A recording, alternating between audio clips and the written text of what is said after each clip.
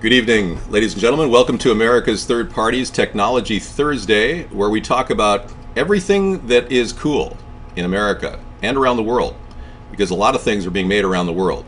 In fact, venture technologists are seeing more and more things made in Singapore and in the Orient. Why is that? Because it's cheaper.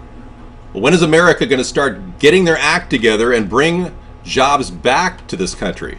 Now, we suggested a few months ago that Apple computers start hiring U.S. employees to assemble their Apple iPods and iPads. And then right away, we got Barack Obama adding that little clip in his State of the Union address that Apple, well, make no mistake about it, companies like Apple Computer should start hiring U.S. employees. So thank you, Barack Obama, for watching our show, or having some minion in your White House listen to our show, because we've got great ideas that are truly revolutionary, like hiring U.S. employees to create technology. What a concept. If you listen to the Republicans and the Democrats, you think globalization is a good thing. You think, oh wow, it's super to send jobs overseas. Even Barack Obama's job czar, Jeffrey Immelt, the CEO of GE, he is a guy that outsources jobs all the time. That's a serious problem. When jobs are going to New Delhi and not going to American citizens, he lost 25,000 jobs in America for GE, yet he hired 25,000 people in New Delhi. Well, that's a problem. So when we look at new technology, we'd like to see a broad spectrum of renewable energy technologies coming out of America, clean technologies, filtration technologies, green technologies, things that will produce renewable energy solutions, but we're not seeing enough of that. So what does Obama do? He puts a 31% tariff on solar panels coming from China. Well, China's going, well, I thought you wanted lower cost energy solutions. I thought you wanted renewable energy solutions that will eliminate greenhouse gas. So they're confused in China because they're trying to produce lower cost solar panels. Well, they're actually supporting their own market and playing with the yuan, which lowers the amount of money that their companies require to produce, and they can sell under value, and then they could hurt us. So I agree, we do need a tariff on products coming from China, but it shouldn't be 31%. In fact, the tariff that Obama applied is 251% for any new technologies coming out of China's solar division. That's something that we don't think is good for trade. We think America can compete at under $1 a watt. We believe with brand new state-of-the-art technology at creating solar panels, we can make a solar panel for under $1 a watt in America. What we need, though, is less greedy venture capitalists that are sucking money out of that fund, whatever that fund is, your tax dollars. And we need to get mass production underway. I envision rooftops, literally made like carpets. Imagine amorphous roll-out solar panels that could virtually be like a carpet on top of your roof and would actually keep water from getting in your roof. It would act as a surrogate roof and provide energy at the same time. Well, this concept is easily doable if we piece together experts at MIT, experts in California that are working on hydrogen ion beams that can shave silicate very thinly where there's no waste. This is the kind of technology that'll produce amazing solutions to our energy needs. Now, when we talk about new renewable energy solutions, we're talking about dealing with everything from small windmills, like that in this picture right here that I'm showing you on screen. These type of vertical windmills could very well revolutionize our country. I've got an actual animated version of this I can show you right now. This is an idea I came up with in 2008. I borrowed the Savonius windmill idea, which is the thing spinning on the screen, and I said, why not put that on top of power poles? All across the nation, there's all kinds of power poles. And when we look at these kind of things, we say, oh, well, they're not creating energy. Why don't we do something to create energy with these power poles? They just suck energy. In fact, they lose energy. So when these power poles are sitting there with wind blowing over them, they could be generating a little bit of energy at 5-mile-per-hour winds. Something like this Savonius vertical windmill could cost less than $1,000 per unit, not $1.5 million like the big turbines cost.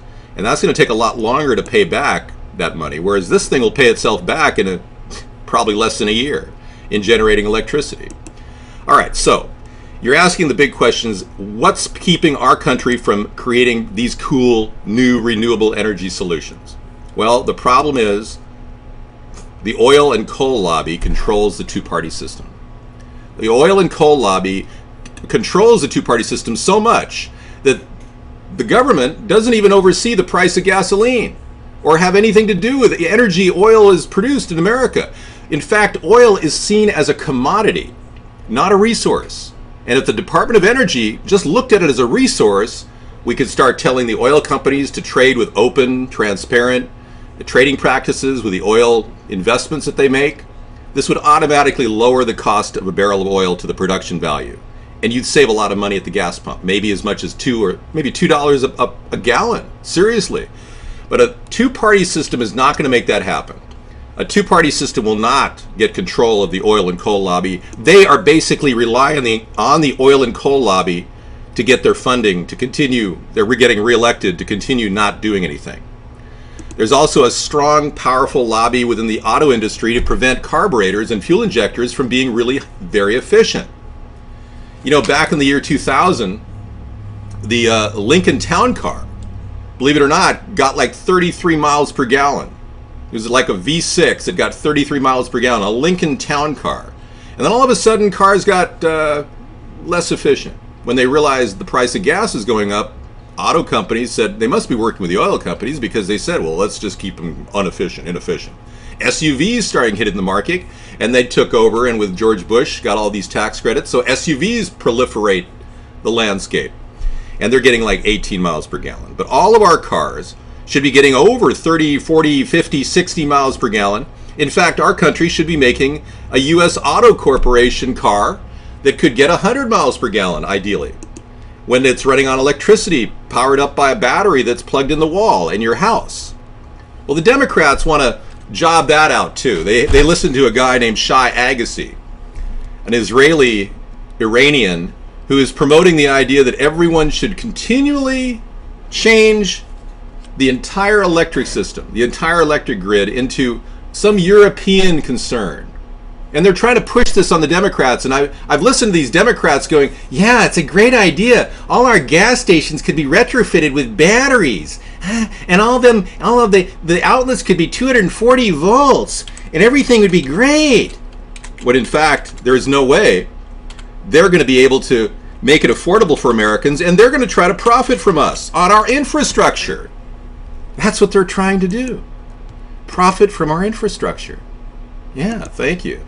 Now, if we allow Europeans to continue to come into here and make money on infrastructure, like Rahm Emanuel, the mayor of Chicago, he's allowing European concerns to run the technology of parking meters. They make $1 billion a year on Chicagoites. Or what do you guys call yourselves, Chicagoans? Chicagoites. I'm going to call you Chicagoites. Anyway. $1 billion is fleeced out of our country to a European concern that's making money on the parking meters in Chicago. This is a bad thing.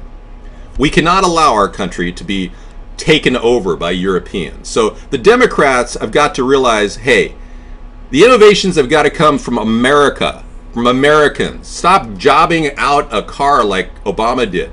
He asked Fisker to create a car, an electric car. Gave him $1.5 billion loan guarantee in American Recovery and Reinvestment Act. You know, that $787 billion waste of money Obama spent right out of the chute, 2008? Well, Fisker Motors is now going bankrupt. Goodbye, American tax dollars. We cannot possibly expect these companies, and even venture capitalists like Solyndra, they took $527 million of your tax dollars and then ran with it as paychecks. We got nothing. Did you see any great, cool solar panels coming out of Solyndra? No, you didn't. So clearly we've got problems. But on the good side, we've got a lot of things going on in our country that are revolutionary. I'm going to give you guys a picture of what we're talking about here. The screen region over here, I guess you got in the screen region. We got one of our viewers is over there right now, the real Marvin Gaye at Third Party. I'm going to move this slightly over here, and there we go. This is a brand new technology coming from Lawrence Livermore Labs, they invested $460 million into this guy's invention called the Bloom Box. What is the Bloom Box? The Bloom Box is a little box that'll power up your house's electricity for an entire year. The only problem is it costs around $4,000. That's the problem. So this little box is great, but it's you know, he's holding it. It'd be great to hold it, but it's $4,000. So until those things get down in price, we're not going to actually realize the potential of this technology. Okay, let's play a little bit about that video for you to listen to. With no emissions. Many startups in Silicon Valley are working on it, and one of them is Bloom Energy. They want to put a little power plant in a box, literally in your backyard. For nearly a decade, the company had been unusually secretive about its Bloom Box. But in February 2010, its inventor, K.R. Sridhar, invited me to take a look inside his much talked about, but never before seen, creation. Okay, we're not going to bring you that, but it's apparently accessible. What could this power? This could power a U.S. home. Average United States house, entire house, 24/7, 365. Something that small? The way we make it is in 2 blocks. This is a European home. The two put together is a U.S. home. Because we use twice as much energy. Yeah. Okay, she made a very good point there. Yeah, we use twice as much energy as European homes. There is a good example of how our country needs to conserve. So obviously they're even planning it at Bloombox to make 2 boxes for America versus 1 box for Europeans. Interesting. Anyway, regardless, this is one of the technologies that could very well help our country. These vertical windmills that I've got sitting next to me could very well power up the energy grid when the event of a major electromagnetic pulse hits our country. Something like these vertical windmills could be the backbone of our electric grid just to keep it trickling in the event we have a complete shutdown. But let's talk a little bit about other technologies that are coming out right now. And I just want to touch down on one fact. If we were to rely more on hydroelectric than we currently are for our power, we would be able to lean less on coal-generated electricity. But the coal lobby in America has convinced the democratically led legislatures of California and Oregon and Washington to not rely totally on hydroelectric. In fact, our hydroelectric dams in Washington are only generating 20% of their potential because the coal lobby is that strong. So we believe that we definitely have to pull as much hydroelectric power as we can from our rivers and our waterways. We don't need to downsize any more dams. The Democrats spent $72 million to break down a dam that was producing hydroelectric energy so that the salmon could go up the dam better. I mean, that's what they did. They spent $72 million to break out an entire hydroelectric dam down. Okay, now we're going to leave energy creation for a second and go to other cool technologies that I think are equally as important. Let's go to what is apparently it's something brand new for all of us to have a virtual reality experience. This is the Oculus Rift, and it's the thing that's hitting the internet pretty amazingly. This is a little video here, I'm going to play it for you, of a guy having an out-of-body experience with this Oculus Rift. Check out his reaction. I'll let you walk up to them in a second. You're going to notice that when you're in the game, you feel like you're the height that you are. So you're going to be a little bit taller than these guys. You'll feel like a bit of the biggest dragon slide in town. But otherwise, I'm going to give you the controller. You seem to be pretty acclimated. Just relax. Stay in this little marketplace. This thing is fine-tuned. Alright, so just take it out with both hands. It's the same thing. You bring it up to your eyes, move it around a little bit so that you find the bad spot, and then you can find the Okay, well that didn't work out too well for him. Obviously he experienced some sort of a nightmare scream. I don't know if this is actually coming from the video. I think it was someone else. Sorry about your ears, folks. But if you're listening to this in archive, that's just the brand new thing, the Oculus Rift technology that's coming out of Silicon Valley. It's going to be better than a virtual reality game. In fact, they say, let me see. Right now, the Rift is available in a super early kit focusing at developers, but the Oculus Rift virtual reality headset aims for next-gen cell phone support. If you've been living in a cave on Mars with your eyes closed and your fingers in your ears for the last year, here's some news for you. The Oculus Rift is amazing. Launched with an overwhelmingly successful Kickstarter, the Oculus Rift virtual reality headset offers a full field or view VR experience that is so immersive it's scary. They're in that Scream, yes. I know, I was looking at that Scream. It's like, thank you. Hey, we've got some people over there at our tiny chat room thanking you. Thanks for guys. If you are in the room and you are serious, put your peace sign out. I got Scott over there. If I don't see a peace sign, I'm going to have to... Your peace. Yeah, peace, brother. All right, man. Cool. All right. Yeah, well, the salmon need to flow, but hydroelectric dams broken down for $72 million, Chupacabra. That's what the Democrats, they spent $72 million to take down a hydroelectric dam in Tacoma last year. It's crazy. All right, let's move on to the other chilling technology, the real face of terror. Ah, yes. What would a night be without a picture of Dzhokhar Starnev coming out of the boat?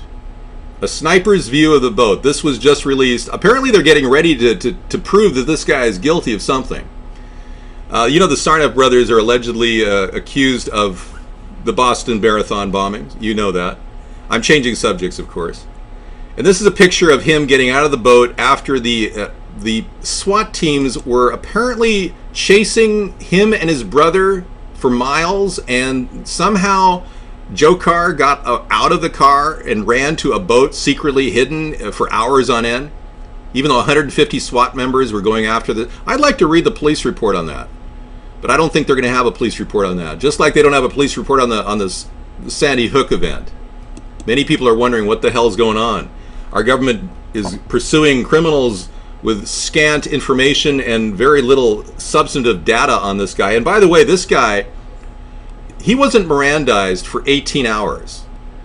When he was laying there barely alive in bed, now you can see he's getting up, he was obviously able to walk around. They didn't Mirandize him. That means he has the right to remain silent. Whatever he says can will be used against him in court. You know, you've probably been pulled over by a cop and taken down to the FEMA camp. You haven't? Okay.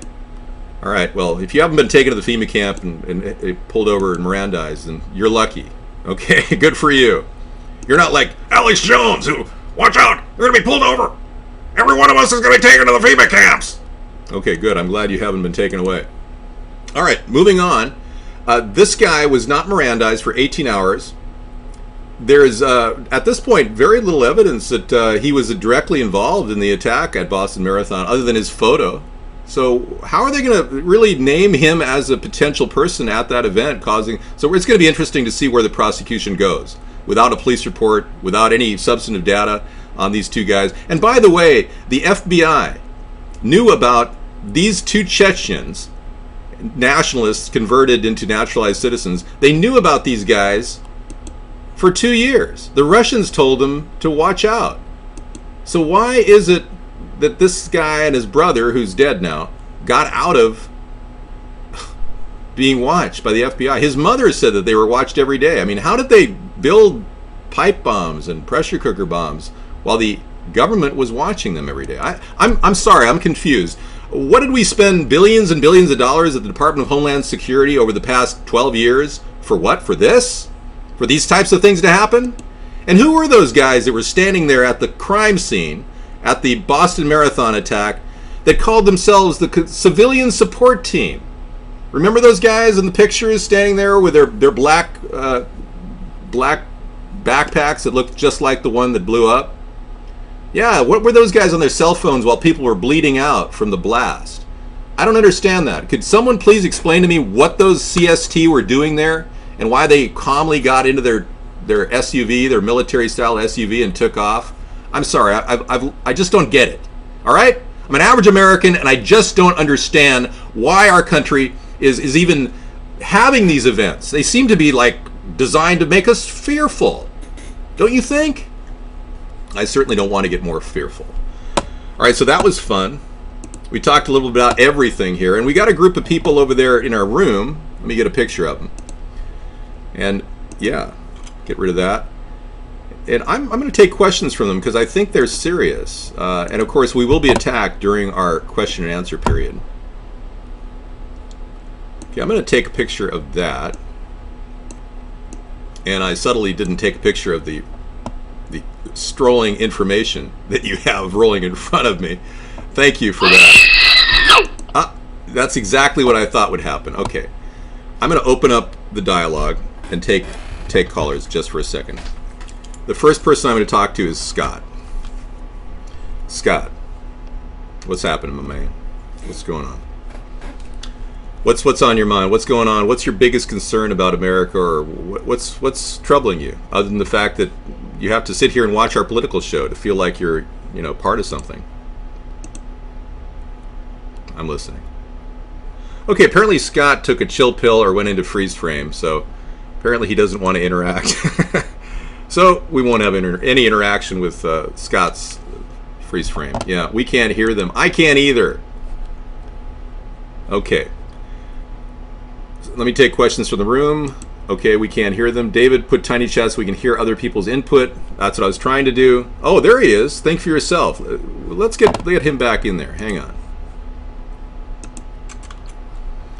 We're going to add you to the picture, and we are recording this, so you knew that your face would be recorded for obvious reasons. All right, here we go. Whoever you are, think for yourself. What's your concern about America right now? What's going on? What's in your mind? Do you think we're facing problems? Okay, apparently he doesn't. All right, we're not getting any comments out of him, so we're just going to take that call. Okay, you guys want to talk about technology? Let's talk about technology. I've got a couple more things I want to discuss before I end our segment here. You think that technology would be a no-brainer. I mean, sure, we could come up with great, cool things like this hemp house. If only we could grow hemp in America. If only we didn't have to worry about the feds cracking down on the production of hemp in America. That would be nice. But no, we can't do that. We aren't able to even grow hemp in America. 3 states have allowed it. 3 states have allowed it. Kentucky, I believe, Alaska, and another state, North Dakota. But the states allowing it are still trumped by the fact that the national laws state you can't grow cannabis. You cannot grow cannabis. So we do support CannabisNationRadio.com's effort to create hemp houses. That's new technology. You see that there's all these new technologies that aren't just cool video-related technologies that America could get behind. We are proposing, of course, and I need not forget, the Ocean Pipeline Project, which could very well revolutionize our nation. You can imagine this technology. For instance, let me put myself right in it. Say I was in the middle of this dome, and this dome is about 10 foot by 6 feet. And in the middle would be the seawater right behind me. When this thing is all sealed, which it is, all sealed, the sunlight bakes through the translucent outside dome. It gets about 150 degrees inside here, and that seawater behind me starts evaporating like a jacuzzi. I know, Drews. It looks like a nice jacuzzi. Hi there, Highbury. Welcome to the show. We've got people coming in our show from 3 years ago. I mean, this is how they keep supporting us, and I so appreciate it, Highbury, and thank you for your donation. I do appreciate that. Okay, this is the deal. The seawater evaporates, and all the dewdrops land on the inside of that dome and drop down to the side troughs. And the side troughs are lighter in color, so it depicts clear water as opposed to seawater. The side troughs could be stored in reservoirs, and all of this could happen without any fossil fuel burning whatsoever, without worrying about the rain in the area. Some places, the desert, like Vegas, they don't know when they're going to get rain. So the Ocean Pipeline Project is something I'm going to spearhead when I'm president. We're going to set up one of these units every 10 feet along a strip of land in the middle of Central California, once we get the easements, and we're going to create an ocean pipeline project in the middle of the salad bowl of California that will clean the water, will provide pure fresh water for farmers, and will begin to cure the ground that is completely contaminated with nitrates. This is the kind of thing that could do that. This could clean the ground of all the nitrates by leaching it with fresh water. So something like this could very well be a solution for 50 to 100 years to come. Let's just not dispense with great ideas, shall we? I mean, think about it. I'm just a little guy here in a big world, and anything's possible, even my enlargement. just stopped broadcasting a Tiny Chat. It's such a hassle. I like Tiny Chat, and I got to tell you, Chupacabra, if you could cam up, I'd put you on the show right now. I'd interact with you, all right? So all of you who want to cam up can do that over at Tiny Chat, and we add you to the show whenever we can. But for all of you who are listening to our show in archive, bear in mind, we do these every day now, and we upload them every day to YouTube, because we have a constant flow of information coming into our chat room every night. And what you saw earlier was just the tip of the iceberg. We've got information right now on Apple, Google, and more joining forces with the NSA. Now, this is appropriate. Don't you think we should talk a little bit about the NSA, being they've admitted they're watching everything we do, and no one in the Democratic or Republican Party seems to care? Yeah, well, look at this. This article right here that I'm showing you. Hey, you're ready to cam up there. I'm Brett. I'm a third party. Great, cool. Apple, Google, and more joined forces to request the NSA data be made public. Well, this is good. This is the best news I've heard. Here we go. After having their reputation damaged by the NSA controversy earlier this year, Apple, Microsoft, Google, Facebook, and many more are joining forces to demand more transparency regarding the NSA requests and surveillance. Well, hopefully this isn't the CIA within the NSA acting through Google to do that. That would kind of suck. Hopefully this isn't just some sort of a scam. But literally, if they're doing that, they want to see the number of government requests for information about their users. Okay, I've got another problem over here at this other network. I got to get back on, go live again. It's always difficult to go live sometimes when you're being kicked off a network. I don't know why this guy does this. It's so ridiculous to kick people off networks. All right, here we go. We're going back on at that network. You know what I'm talking about, the network. Okay, I'm for a third party. I'm going to put my headset on here if any one of you want to pop up and talk during the show. So these 63 companies, essentially investors and nonprofit organizations, are pleading with the U.S. government. Is that you, Scott, making that noise, or is that the real Marvin Gaye? All right. Okay, here's the deal. They want the number of individual accounts or devices for which information was requested brought up. They want the number of requests that sought communications content, basic subscriber information, and any other information. This is what they want. The companies claim that the NSA request data should be published just like the law enforcement information has been for years. Well, I agree with that, and any kind of transparency like that is exactly what we need. Which one, David? I'm not sure which one. You tell me. They're all trying to gather together to form some sort of accountability with the NSA. Well, you probably remember that Charlie Rose interview that Obama had last week, where Charlie Rose was saying, hey, how many of these wiretappings have been overturned by FISA judges? And Barack Obama was stumbling, well, let's be clear. We'll make no mistake about it. One was overturned. And Charlie Rose says only one was overturned? Well, yes, it's very transparent. The whole thing's transparent. So in other words, Barack Obama doesn't even understand our Bill of Rights and how the NSA is violating the Fourth Amendment. And you guys, some of you voted for Barack Obama. I know. He doesn't know what he's doing. And then the reality is all of us are faced with this endless takedown on our general freedoms. I mean, driving around the streets and watching high-tech cops with their speed guns watching our every move is now trumped by the even more disturbing fact that they're actually using video cameras, grabbing our license plate all over the place. And these video cameras are dirt cheap. Dirty deeds done dirt cheap. They're dirty. They're basically looking at our license plates and tracking our whereabouts. And we don't have any reason to be tracked. We've done nothing wrong. I've got a spammer over here. I've got to ban that person. Hang on. I wish I had more control over my chat room like they do in our daily traffic situation in America. But seriously, if we don't get accountability and transparency from these Nazis who are taking over our nation and turning it into a police state, we're all going to be screwed. Your children's children will be wondering, hey, where am I going to hide my stash so that the RoboCop in the neighborhood doesn't smell it with his spectroscopic analysis? Oh, I don't know, dude. Can you imagine the Beavis and Buttheads of the future? Dude, I don't know, like, I ran a VRML scan of the spectroscopic Robocop in the area and I didn't see one, dude. You know, we are facing a time when Robocops could be walking down your street. Literally. Robocops. I kid you not. Just like Arnold Schwarzenegger. No, it wasn't a horrible impression. Because Beavis and Butthead sound too perverted. They're like, yeah, okay. Yeah, that's not what I'm doing. I'm doing an impersonation of a guy who's a total stoner, who's wondering why Robocop is going to break down his door. Can you imagine Arnold Schwarzenegger? Yeah, I'm a cybernetic organism, human flesh over metal exoskeleton, and I'm here to ruin your day. I smell marijuana coming from your house. I read it on the spectroscopy.